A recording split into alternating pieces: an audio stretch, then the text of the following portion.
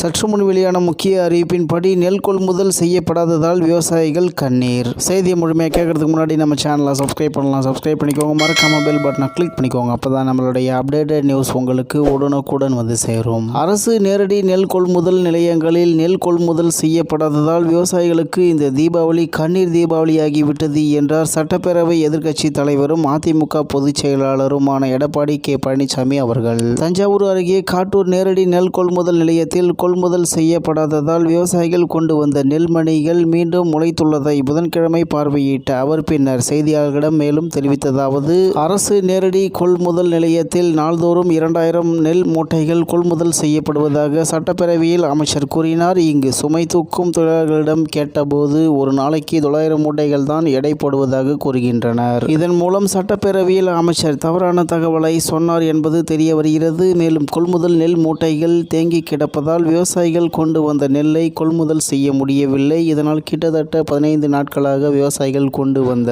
நெல்மணிகள் மழையில் நனைந்து கொண்டிருக்கிறது. இதன் காரணமாக நெல்மணிகள் மீண்டும் முளைத்து விட்டன. அமைச்சர் கூறியபடி நாள்தோறும் 2000 மூட்டைகள் கொள்முதல் செய்யப்பட்டிருந்ததாலும் லாரிகள் வந்து மூட்டைகளை எடுத்து சென்றிருந்தாலும் இந்த பிரச்சனை ஏற்பட்டிருக்காது. விவசாயிகள் கண்ணீருடன் தங்களது வேதனையை தெரிவித்தனர். எனவே விவசாயிகளுக்கு இந்த தீபாவளி கண்ணீர் தீபாவளியாகிவிட்டது என்றார் எடப்பாடி கே பழனிசாமி அவர்கள். முன்னதாக எடப்பாடி பழனிசாமியிடம் விவசாயிகள் முறையிட்ட போது கொள்முதல் நிலையங்களில் உடனுக்குடன் நெல்லை கொள்முதல் செய்யாமல் தாமதப்படுத்துகின்றனர். இதனால் பல நாட்களாக கொள்முதல் நிலையங்களில் நெல்லை கொட்டி வைத்து காத்து கிடக்கிறோம். தற்போது பெய்து வரும் மழையில் நெல் நனைந்து முளைத்து வருகிறது. லாரிகள் பிரச்சனையால் நெல் உடனுக்குடன் கிடங்குகளுக்கு இயக்கம் செய்யப்படுவதில்லை. மழையால் பாதிக்கப்பட்ட பயிர்களுக்கு உரிய இழப்பீடு வழங்க அரசுக்கு கோரிக்கை விட வேண்டும் என வலியுறுத்தினர். அதன்படி இதை கேட்டறிந்த எடப்பாடி கே பழனிசாமி அவர்கள் விவசாயிகளின் துயர் துடைக்க அனைத்து நடவடிக்கைகளும் எடுக்க அரசுக்கு வலியுறுத்துவேன் என்றார் அவர். அப்போது முன்னாள் அமைச்சர்கள் ஆர் காமராஜ், சி விஜயபாஸ்கர் உள்ளிட்டோர் உடனிருந்தனர். மேலும் நேரடி நெல் கொள்முதல் நிலையத்தில் அறுவடை செய்த நெல்லை விற்க முடியாமல் காத்து கிடந்த விவசாயிகளிடம் எடப்பாடி பழனிசாமி குறைகளை கேட்டறிந்தார் என்று தகவல் வெளியாகியுள்ளது என்பது குறிப்பிடத்தக்கது.